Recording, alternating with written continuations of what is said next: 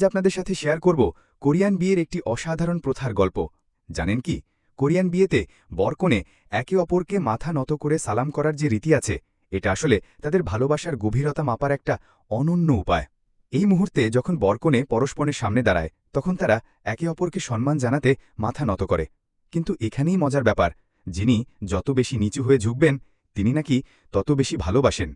কত সুন্দর না এই প্রথা! একটা ছোট্ট শারীরিক ভঙ্গিতে ফুটে ওঠে অফুরন্ত ভালোবাসার গভীরতা। কোরিয়ানরা বিশ্বাস করে এই মুহূর্তটি শুধু সম্মান প্রদর্শনের নয়, এটি দুটি আত্মার মিলনের প্রতীকী উপস্থাপনা। মনে করুন, আপনার জীবনের সবচেয়ে গুরুত্বপূর্ণ মানুষটির সামনে দাঁড়িয়ে আপনি নিজেকে নত করছেন। সেই মুহূর্তে আপনার হৃদয়ের সমস্ত ভালোবাসা, শ্রদ্ধা আর কৃতজ্ঞতা যেন প্রকাশ পায় সেই নম্র ভঙ্গিতে। এই প্রথা আমাদের শেখায় যে ভালোবাসা শুধু কথাই নয়, কাজেও প্রকাশ পায়। একজন মানুষের প্রতি আমাদের শ্রদ্ধার ভালোবাসা কতটা গভীর, তা প্রকাশ করার জন্য কখনো কখনো শব্দের প্রয়োজন হয় না। কোরিয়ান সংস্কৃতিতে এই ছোট্ট মুহূর্তটি তাই এত তাৎপর্যপূর্ণ। এটি শুধু একটি রীতি নয়, এটি দুটি হৃদয়ের মিলনের এক অপূর্ব উপাখ্যান। প্রিয় বন্ধুরা, আপনাদের কেমন লাগলো এই সুন্দর প্রথার গল্প? কমেন্ট বক্সে জানিয়ে দিন আপনার মতামত।